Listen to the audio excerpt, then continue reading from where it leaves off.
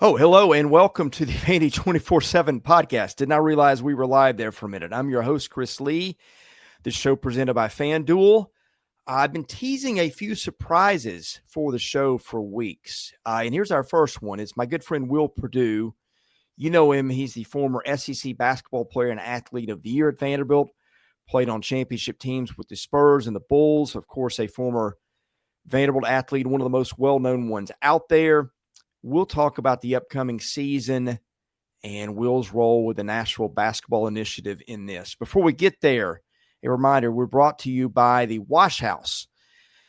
Commodore fans, don't waste your weekends stuck doing laundry when you could be cheering on the Doors at Wash House Laundry Center. We've got your back with our brand new pickup and delivery service. We'll pick it up, wash it, fold it, drop it back off, fresh, clean, and game day ready. They do everything but shut up your annoying dog. Perfect for busy students, fans, and Nashville families on the go. Schedule your pickup now at washhouseclean.com and anchor down with the Wash House Laundry Center. Thank you to Steve Andrews and the Wash House for being our presenting sponsor for basketball season. Vandy 24/7's football coverage, which we will not discuss today, is presented by former Vandy kicker Joe Bulovas with Bulovas Wealth Management of Raymond James. If there is one thing we all share, it is that our lives are all unique. At Raymond James, we believe that's worth celebrating because financial planning isn't just about numbers and figures. It is about creating the life you envision. So whether you're building a future or preparing for retirement, a Raymond James financial advisor can guide you each step of the way, all while following a plan that is uniquely yours. That is life well planned. To learn more, call financial advisor Joe Bulovas with Bulovas Wealth Management of Raymond James at 615-645-6742. Raymond James and Associates, member of New York Stock Exchange, SIPC.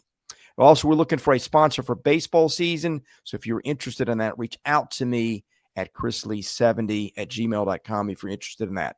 All right, now for the show. Will, thanks for joining me. It's been a minute. You and I were doing these things for a bit there. A couple of seasons ago, life got busy for both of us, but we are back and committed to doing this through basketball season. I think you're going to be my guy most of the time. And if not, I think we got some contingency plans, maybe involving some of your even former teammates. But either way, really looking forward to getting this going back again for basketball season. Thanks for joining me. Well, looking forward to it, Chris. Yeah, I mean, we were kind of an item for a while, and then we've both had some other opportunities come our way, so we haven't been together as much as we would like, and I think that's mutual. So looking forward to today and looking forward to the rest of the season. Listen, seems like and not just basketball, but Vanderbilt sports as a whole seem like they've turned the corner. Now, yeah, what can we do to keep that momentum going? In this case, what we're going to talk about today, specifically with the men's basketball program. Yeah. Well, and look, let's be honest too. When you and I were doing our thing, there just wasn't a lot good to discuss. I think both of us knew in our heart of hearts it wasn't going to work. I think we both, not with you and I, but just with the content we had or the product we were covering. I think we both have a very different feel about how Mark Byington is running the program. Oh, there's no doubt about it. I mean, listen, I've been amazed that in this situation now and in this landscape of men's basketball, you're not just a head coach, you're a general manager. I mean, you're out there trying to identify talent. That's the interesting thing. Like, once you start playing games, there's literally somebody on the bench evaluating the talent on the other side of the floor, because you never know when one of these guys is going to become available, when they're going to hit the portal. So it reminds me of the days when I played. So think about this. I graduated in 88. And I remember when I first went to the Bulls, I walked into Jerry Krause's office. He was the general manager. And on his wall was this huge whiteboard. It had every single team, and it had every single player on every team listed. Now, you had guards were one color, forwards were another color, centers were another color, and those that played more than one position were two different colors. right? And that's the one thing that's interesting is that when you're playing these games now and you're going back and watching these games, you're evaluating players, right? And you're in a situation to where you're looking at, if that guy comes available, we want him. So it's almost like the general manager's constantly watching the waiver wire. When the season ends, you're looking at the transfer portal. How do we put together next year's team? And then when you put together a team, you've got to quickly figure out what this team is, what their identity is, what their strengths are, and what their weaknesses are. I think what all these coaches are seeing now, Chris, is just how difficult what Calipari was doing at Kentucky, because he had turnover, because it wasn't about a transfer portal. It was about the number of guys going to the NBA or going overseas to play. I mean, he had a lot of one and done guys. So Mark has said on numerous occasions that, during that transfer portal time, he literally goes to bed at midnight, gets up at 5 a.m. and does that 7 days a week for about 6 weeks, trying to make sure that he puts together the best possible team with the resources that they have. And then now that the season is officially and practice has officially started, they got they got a scrimmage this tomorrow, right? Yeah, tomorrow night against Virginia. Right. And we'll see firsthand what this team is, what they look like. He was able to take some players from that nucleus and Tyler Tanner, Nickel, these guys, and kind of carry them over, which is so important. And now you fill in the fringe pieces.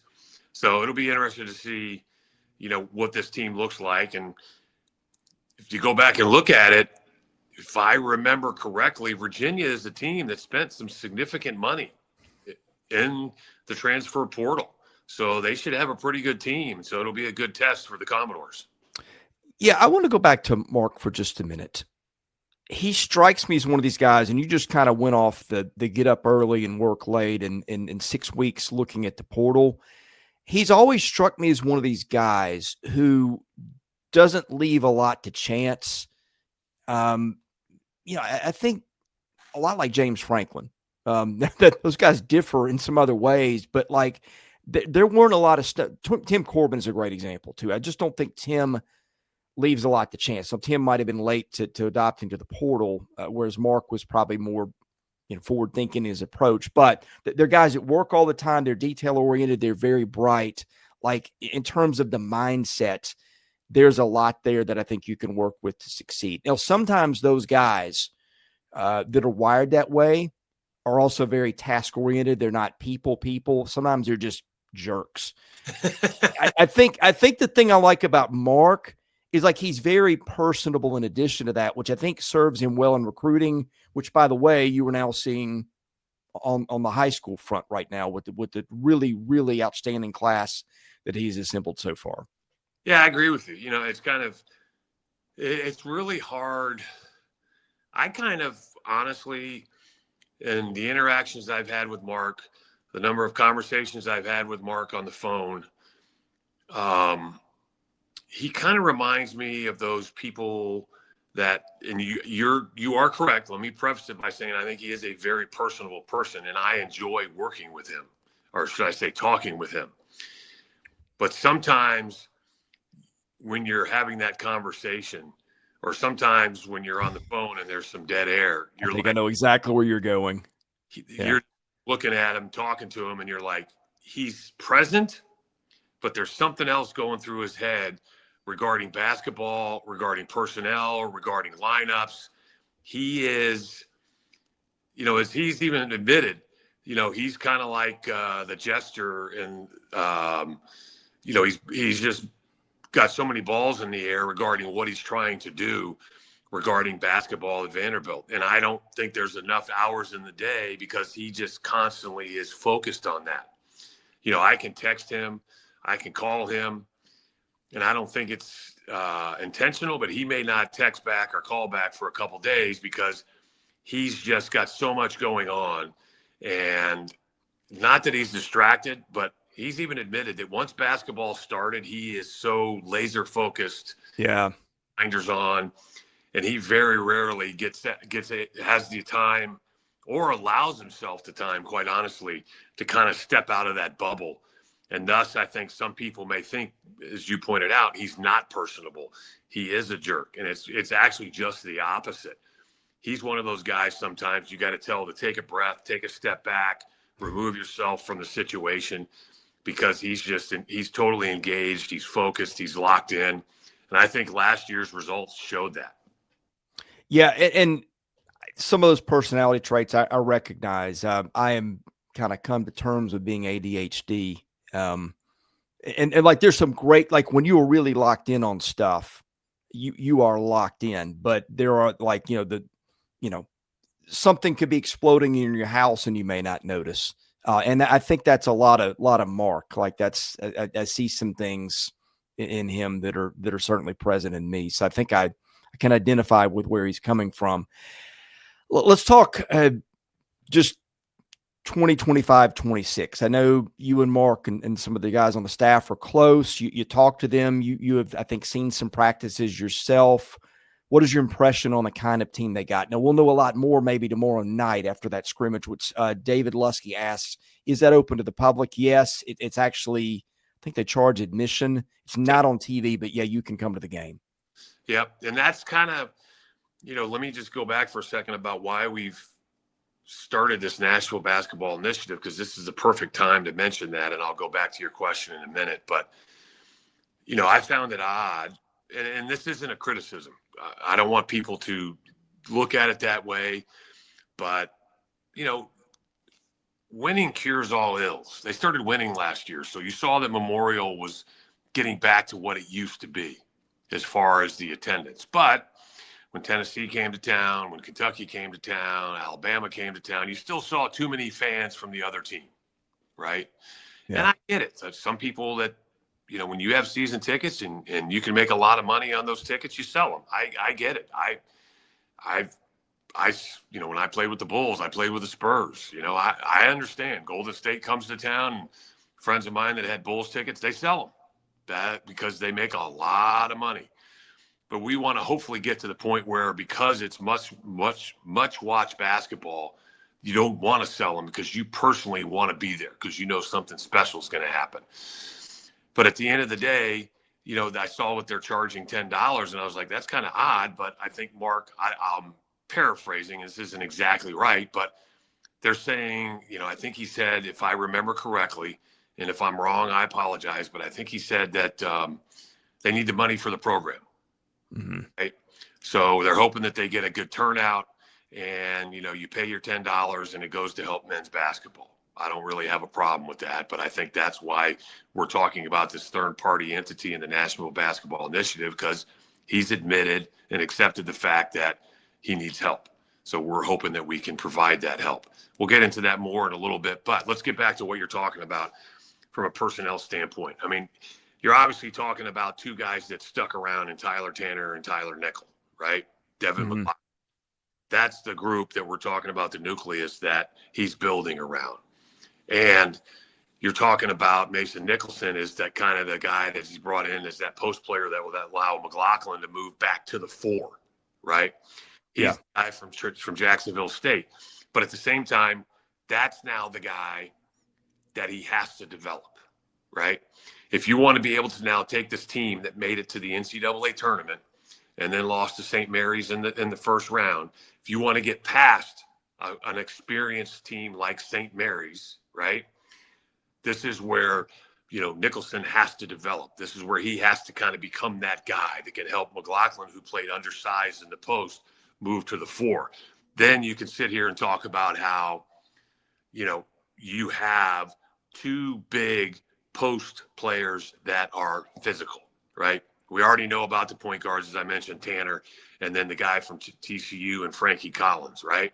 Yeah. So the thing is, I think their starting five, quite honestly, is as good as any team in the SEC.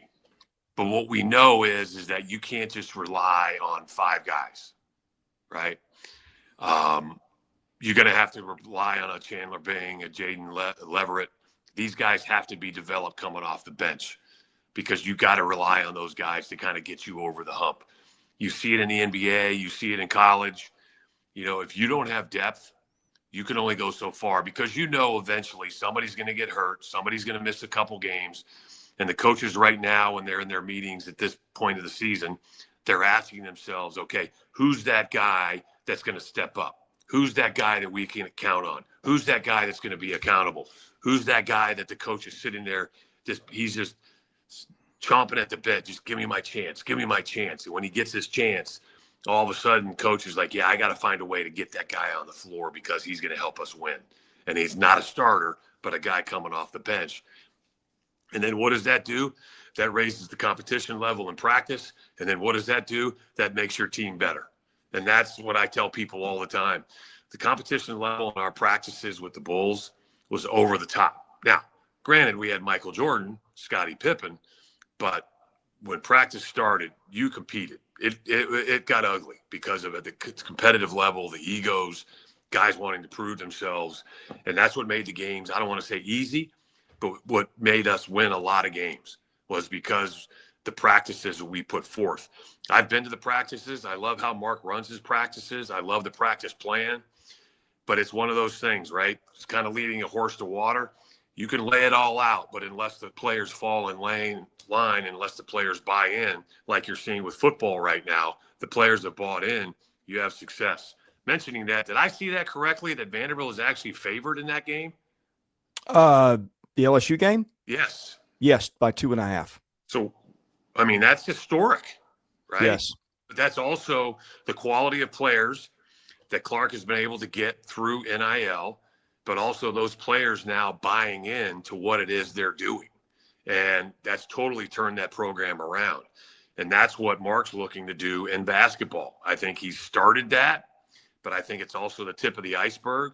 And again, I know he really likes his team. His team is talented, but through these practices, through these scrimmages, these practice games, and the pre-SEC season, that's where you got to get these guys to buy in. Because if people that haven't noticed, in the SEC media poll, Vanderbilt's still ranked 11th.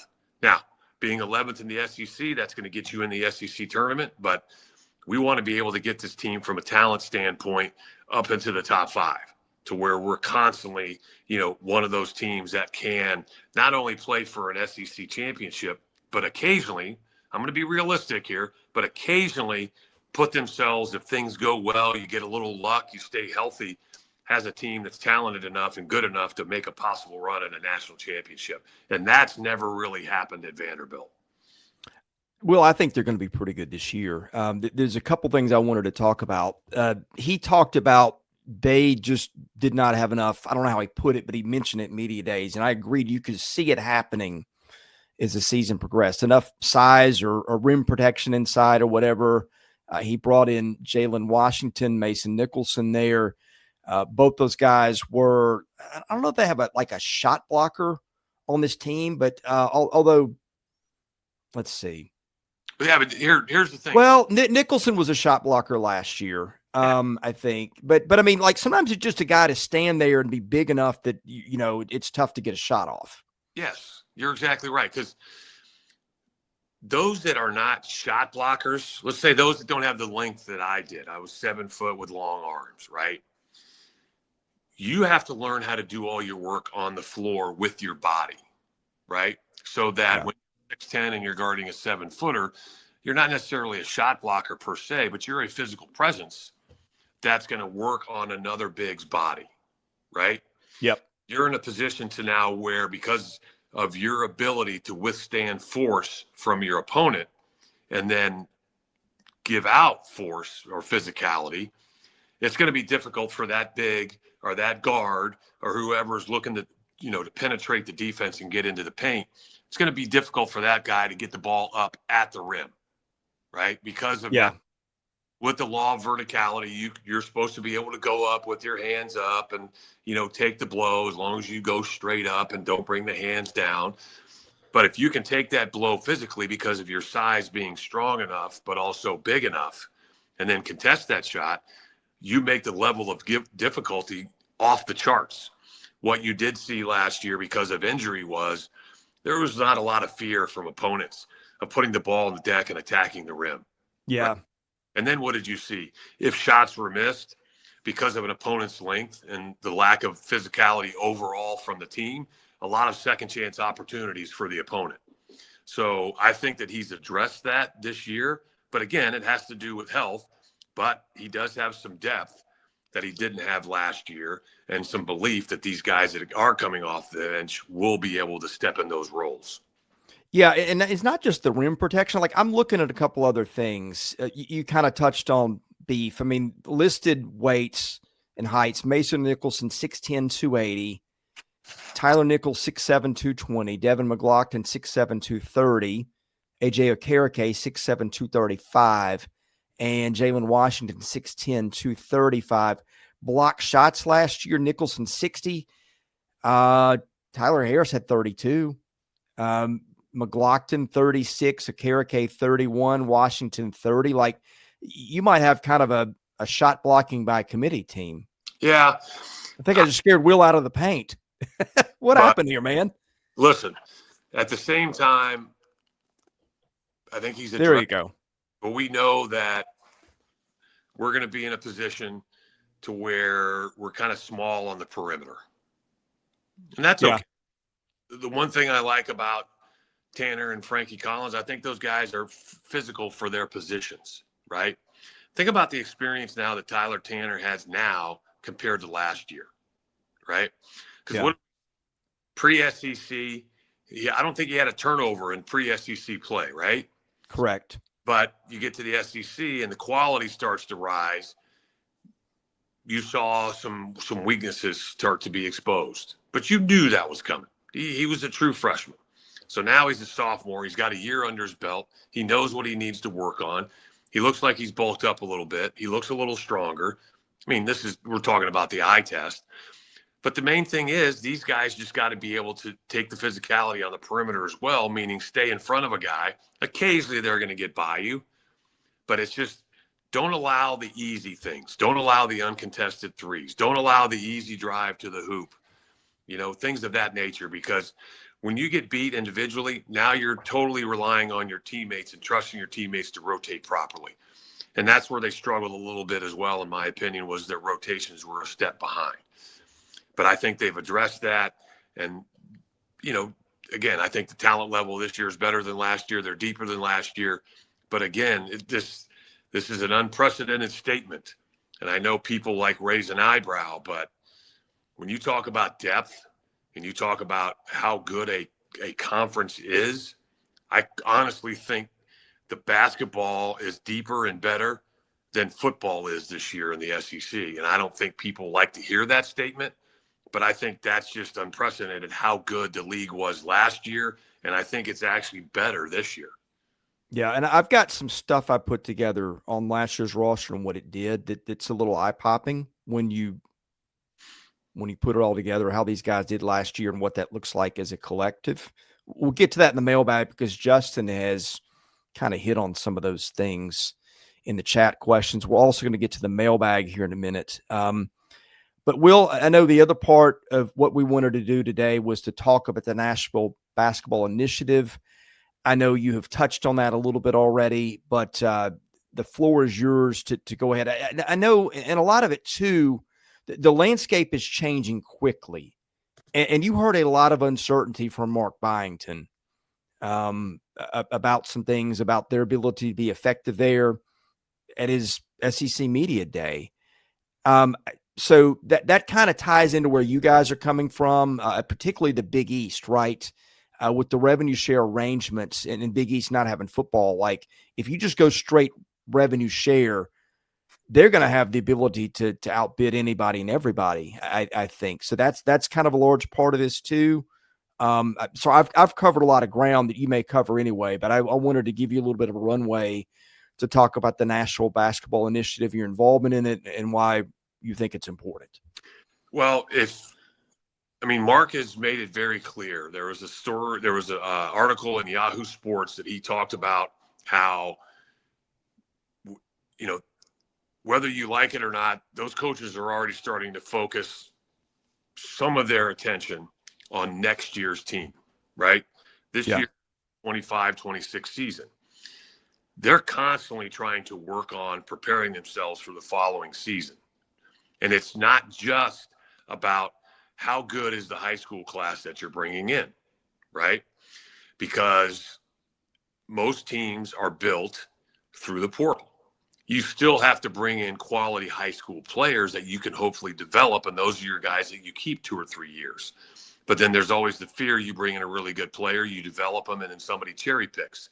I think we saw that happen with football the 2 years that Clark was here, because they just didn't have the NIL resources that Georgia, Tennessee, some of these other bigger SEC schools have, right? So now that doesn't happen anymore on the football side. We have to now make sure that that doesn't happen on the basketball side either, because Mark has stated in the Yahoo Sports article that as far as this team's locked in, right? But as far as next year goes and next season, 26, 27, they're way behind in NIL money and fundraising. And you can't just depend on, if the school thinks that, hey, Vanderbilt, Georgia, Alabama, Tennessee, Kentucky, the school itself can basically only provide, the SEC model is 15% of the revenue share. And that's then is $2.7 million. Now, currently, I think it's being reported that you have teams like Kentucky, Tennessee, Alabama. It's being reported that their, NIL budget is around $10 million. Whether that's true or not, it's a different story. But I can guarantee you, with Vanderbilt, who's around 5.5 to 7 million with their budget for this year's roster, 25-26, you can't tell me that they're just going to go, okay, next year rev share is 2.7 and that's all we have, right? That's not going to work. And if you're thinking that, the budget for next year is only going to be 2.7, you know where Vanderbilt's going to be in that SEC media guide poll next year? Dead last. And all of a sudden you're going to be like, okay, do you really think that Mark Byington wants to play in the SEC and basically enter a gunfight with a bunch of knives because the budget is only 2.7? So this is where you have to have a third-party entity, which all these schools have, to then hopefully help make up that difference, right? Yeah. Well, and I want to be clear about something too, Will. And sorry, if you had another thought, go ahead, and then I'll finish with where I was going to go. No, so is the Nashville Basketball Initiative just about NIL? Absolutely not. That's actually, to me, like third or fourth on the list. But I just wanted to bring that up because it's part of the equation. Because it's so important, because Mark's talked about, you have the base, which is rev share, and then NIL makes up the rest, right? Yeah. But also what we need to do at Vanderbilt, and I think this, the fans know this, we need to re-energize the fan base as well, right? And whatever term you want to use, I've had a lot of people that have reached out to me and refer to themselves as sidewalk fans, right? We want to get the sidewalk fan back into the fold, okay? The person that just sits there and says, hey, I can't afford to give 20,000 or 50,000 or 10,000, but I can buy season tickets, but I want to be a part of this. I want to somehow get involved. And this is what I learned from CM Newton when I played at Vanderbilt, was everybody's important, but it's about manpower. It's about numbers, right? It's about developing that fan base. You're sitting at a stoplight and you look to your left and somebody's got a Vanderbilt basketball sticker on their car, or they got that flag on the top of their window, right? And you walk into their office and they have a basketball signed by, the basketball team that they bought at a charity auction because that's important to them. But also what we plan on doing is trying to cultivate those relationships to get these people back into the fold. Also, former alumni. We're doing a pretty good job getting, the guys from the 70s, the guys from the 80s, the guys from the 90s, getting them involved. And I understand those guys are older and more established, right? But we got to get back into the players that played at 2005 and 10 and 2015, 2020, get them involved back into the process. There's so many former players that live in Nashville that don't go to games because even with former players, apathy had kind of set in. So we got to get these guys to understand that this is now different. Just show up, watch the game, see if you like the product, right? Listen, we're talking about ways that anybody can help, right? It's a numbers game, but we have programs where you can sell your extra tickets to help benefit the program, to NFL games, NBA games, whatever it may be, any sports. We have a credit card roundup program. It's just, we're trying to take pennies and turn them into dollars and take dollars and turn them in, to hundreds of dollars and thousands of dollars. But at the same time, we want to have public events to where anybody can come. Yeah. A sidewalk fan can get involved, but we're, re-energizing what we're calling the rebounders on steroids to get former players involved and just kind of put together a support system for Mark and the current players. And Mark may come to us and say, hey, we got a player, but I need an extra $100,000 to get us over the top. Hey, Mark, we have that for you. We can help you do that. Or, hey, I need to endow a coaching position because I need to sign another coach, but it's not within the budget that the university gives me. Can you guys help me out? You know what? We can do that. Or can you guys endow a scholarship so I can go out and get another manager? Will, you're on mute. Managers, if you say a player invests 4 to 5 hours a day in preparation for a game on Friday, a manager's there 6 to 8 hours a day gets there before the players and stays after the players. So I think they deserve a scholarship. So can we help him endow a scholarship? Or who knows what they need? They want to take a trip to Europe and they need a few more dollars to help them do that and enrich these guys' lives. We want to be able to do that. But all this stuff, let's be very clear here, okay? We want to make sure we do all this stuff within the regulations set by the College Sports Commission and make sure that this money is run through, right, the clearinghouse. We're not doing anything under the table. No handshakes, anything like that. Nothing to get this program in trouble. Everything above board. And we just want people that want to get involved to do so. Well, it's funny. I don't think you and I really knew each other till 2020, and then we kind of became friends from there. But before that, I had long said, I think what Vanderbilt Athletics needs more than anything, and frankly, I think they need one of these for every sport, at least the men's major sports. It's just somebody to help raise money, provide for the needs where the school either has blind spots or just doesn't want to or whatever. And also I think the engagement piece, you're going to be very public facing. There's going to be opportunities for people to meet you that are watching and listening. I just think what you're doing, this is something that I saw a need for a long time ago before NIL was even a thing, just in terms of fundraising for the program and stuff like that and providing cool stuff for fans. I think what you guys are doing is 1000% needed. And I'm just really excited to see what you guys are going to do with this. Well, I think the best way to do this and describe this, to kind of put a bow on it at the moment, I started NBI to help cultivate relationships with current players, former players, the sidewalk fan, because what we found out, and this has been 2 years in the making, quite honestly, Chris, and I did a story the other day, and it was hard, but I honestly just thought that, hey, I'm going to jump on this. I feel like I have a very good relationship with the people of Nashville. I developed a lot of fond memories. I think the fans did too.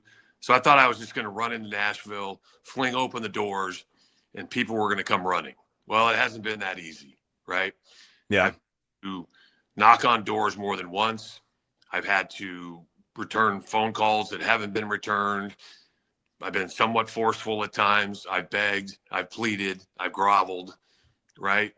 I just want people to give Mark and this team an honest chance, right? And just watch a game on TV, listen to a game on the radio, watch, go to Memorial and see a game in person and see if you like the product, right?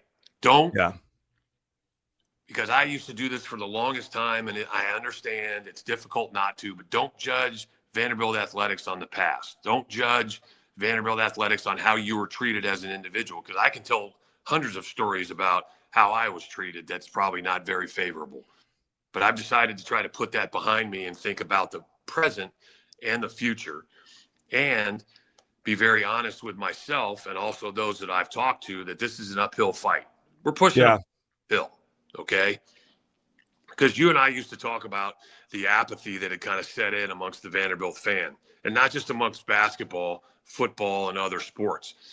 We can honestly say that the only person, well, that's not true. I mean, you can talk about the tennis program, the golf program, but unfortunately, as an Olympic sport, they just don't have the publicity that baseball, basketball, and football does. But Corbin, for the longest time, had the blueprint.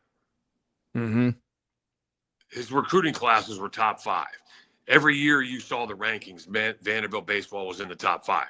They were a legitimate contender to win a national championship every year, right? And a lot of times you could honestly sit here and say Vanderbilt baseball is the best college baseball program in the country, right? And you mentioned about how he was kind of late to the party with NIL. I know because of his old school background, he didn't necessarily want to get involved with that. But what you saw was a great, still doing an excellent job with recruiting and bringing freshmen in, but a great freshman class, having to now rely on those freshmen because, you know, you're getting cherry picked from other schools, and now you're playing schools that are full of sophomores, juniors, and seniors that are really good. Now you go from a top 5 program to a top 10. Still pretty damn good, but not the expectations you have for Vanderbilt. So now he's gotten into the fold begrudgingly is probably the best way to put it, but you kind of have to do it. Mark and Coach Byington has said it. He's made it very clear. You know, we want to be in the middle of this fight. We want to be in a position to where we're looking down at people, not looking up at people when it talks about rankings. And it's more than just NIL. NIL is a huge part of it, but it's about cultivating those relationships, getting players to practice. One of the things that CM used to always had was open practices, right? And on average, we had anywhere from 25 to 50 people a day at practice. And these were the relationships that CM had cultivated with former players, alumni, and businessmen in town that he had just developed relationships with, that because of CM Newton and the amount of time that he invested in the community, would come to practice, would support men's basketball. And I'll close it by saying this part regarding NBI. When I got to Vanderbilt, we were basically a 500 team, right? And we weren't going, I mean, overall, you know, our schedule was 15 and 15, 16 and 14. We weren't going to the tournament. We were playing in the NIT. But because of the groundwork that CM Newton had done, that place was sold out every night. And we eventually got to a point where we were consistently in the NCAA tournament. Now, that's in the past. But I think now we have a guy in Mark Byington, as we just talked about at the beginning of this, who's totally focused on making Vanderbilt a consistent player. But he just doesn't want to be a consistent player. He wants to be a contender, not a pretender.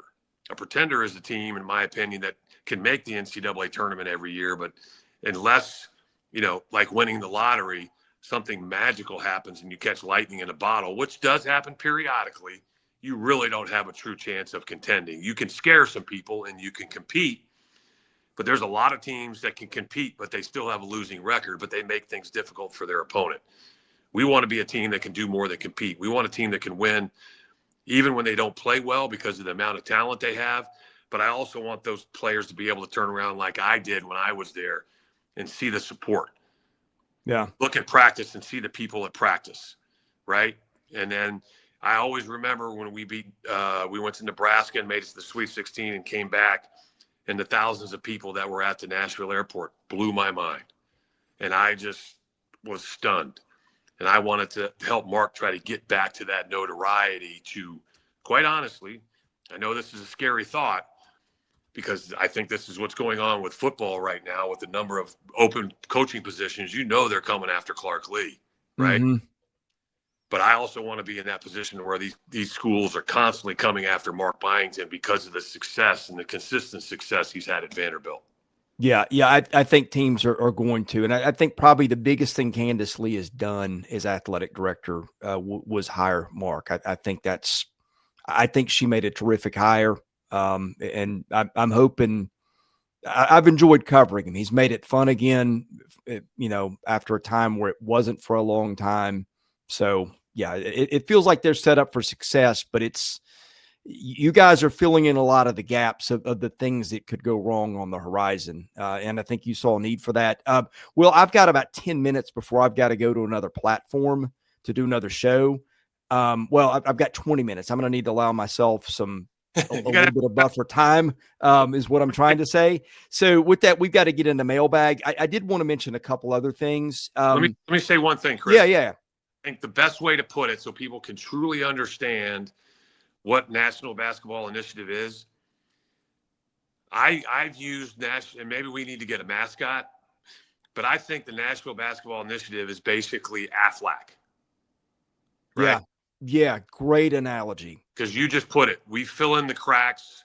We provide where your insurance doesn't, right? And you have that secondary level of confidence knowing that everything's going to be okay.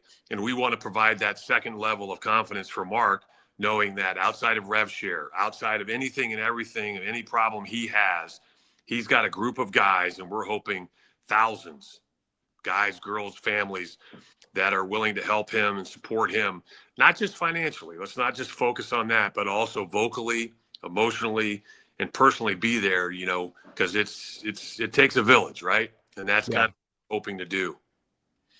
Well, a couple things before we get to the mailbag. There is a link in the chat with the survey. So check that out in the chat. You can catch it live, or if you're watching this on replay, you should be able to pick it up there too. We'll also post that on the board. That'll help people know how they can get involved. Also, you can put up our mailing list too. Yeah. Go ahead. Sorry. So what was that? I'm sorry. You can catch NBI on Twitter or X, however you like to refer to it. It's just, we're all over all the social media platforms. We're just trying to find easy ways for people to reach out and find out about Nashville Basketball Initiative.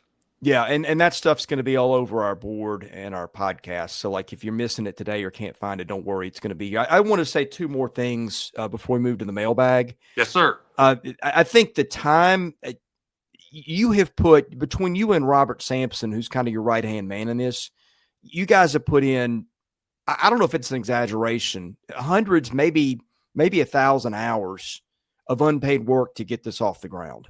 Is that a fair way to put it? Yeah, we've done Zoom chats, phone calls, emails. I've been to Vanderbilt numerous times where, Robert picked me up at the airport and we hit the ground running with breakfast, lunch meetings, dinner meetings, meeting people in their office. Like I said, it's just trying to get that being face forward and meeting these people so they understand what I'm doing is I'm truly behind. I'm passionate about this. It's not just something that I'm doing on the side. And like you said, I'm spending my own dollars trying to make this happen. Yeah. Hoping you have spent a lot of money and time for nothing in return, just because this is something you're passionate about. I just wanted, nobody asked me to say that, but I know what you guys have done, and I wanted the audience to know that too. But I think we're finally starting to get some traction. We're starting to get some involvement.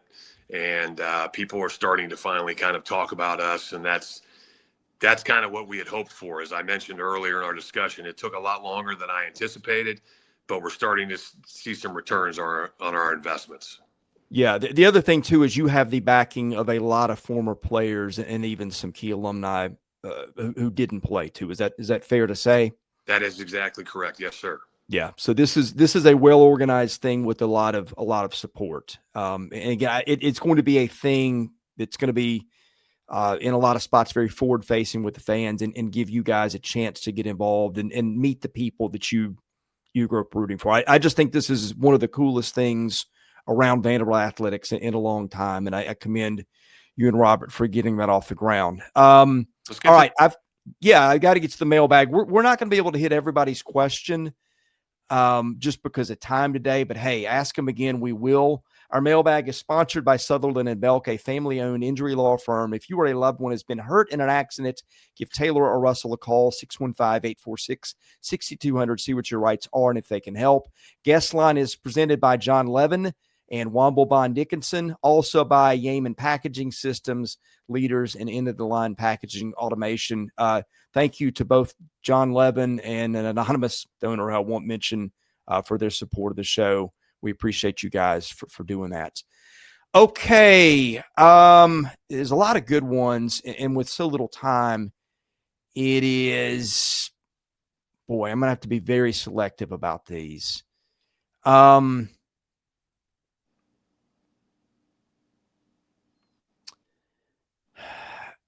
going to go with one Justin put in the chat because I think that's a place I wanted to go. And it was about shooting. I'm going to answer this one and leave you out of it just so we can move on to the next one because you'll need to be more involved in some of these. I took all the roster last year, what those guys did at other stops, other than Mike James, who didn't play last year. So I put in his stats from 2 years ago. This team a year ago shot 58% from two. The players on this team did 58% from two, 38% from three, and 73% from the foul line. 61% effective or true shooting percentage, which is pretty good. So team should be able to shoot. Okay, now I'm going to throw something to you here. There's a couple about your former games. We'll get to those later. Let's see. W. Kane 5. Do you think we can make sure Mark Byington is in at Vandy for the long haul with facilities, pay, NIL, and any other resources? Or is he destined to move on when the success meets the fever pitch at Vanderbilt? I think you mostly addressed that, but I'll give you some space to tie up any loose ends there. Well, I think we can. I think first and foremost, as we just mentioned, those facilities are outstanding, right? So let's just say at the moment, the facilities they have are just as good as any other school in the country. Let's just leave it right there.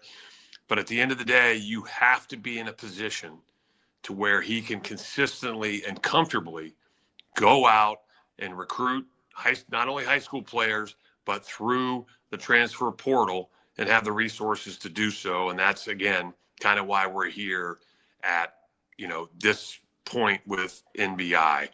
And the conversations I've had with Mark, the one thing that he continually says and harps on is, I have an agenda, and I don't plan on leaving Vanderbilt till I've accomplished this agenda.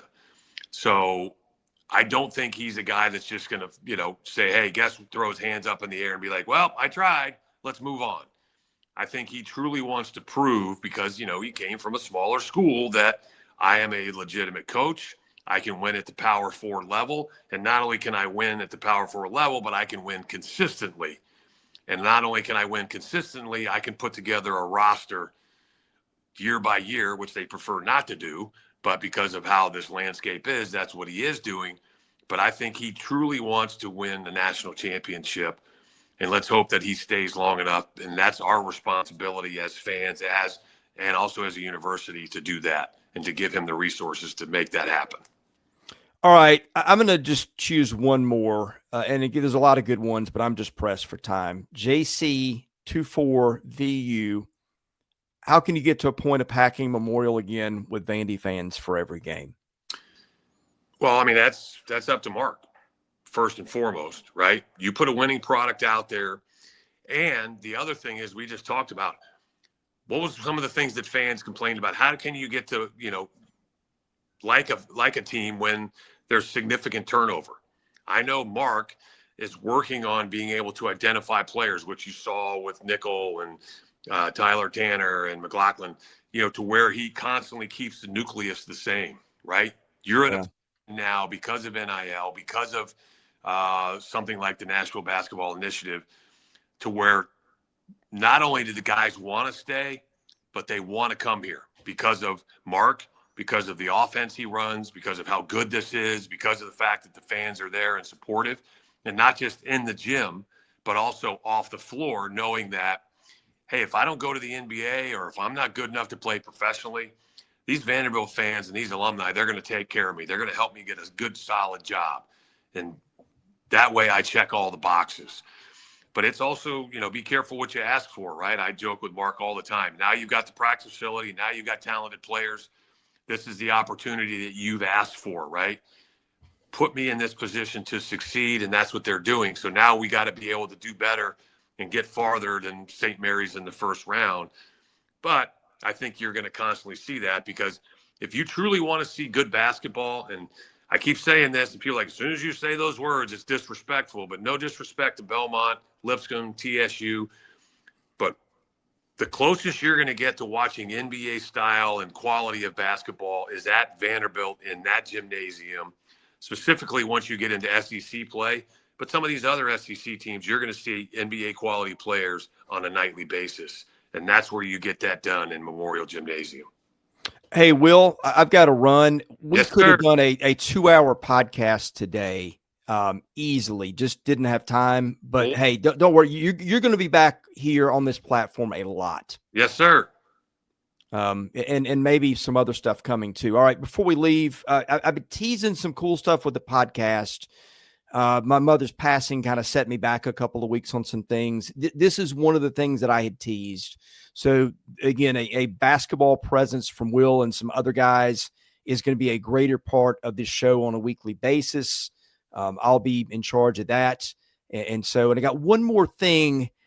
I think that maybe coming Friday, I got to type some loose ends, but I think if you're watching this, I think you're going to love what we'll do there. I'll just leave it at that. Not going to give you any more teasers in hopes that we can deliver. But that's the plan. And dangling the carrot. Yeah, well, the other part is protecting myself, because schedules are a two-way thing, right? I can't make promises for somebody else. That's right. We just do the best we can. Hey, before I go, podcast has always been free. We plan for it to be free. Here's how you can help keep it that way. Give us a review. Give us a thumbs up on YouTube. Give us a 5-star rating wherever you read your podcast, and a nice review. That helps us get noticed. If you're listening and you're not subscribed to Vandy247.com, please do that. It is $99 a year. It helps us tremendously. Subscribe to the YouTube channel here. That is free. And if you're interested in sponsoring the show, chrislee70@gmail.com is where you do that. Thank you for listening. God bless you. We'll catch you again soon with more episodes of the Vandy 24/7 podcast presented by FanDuel.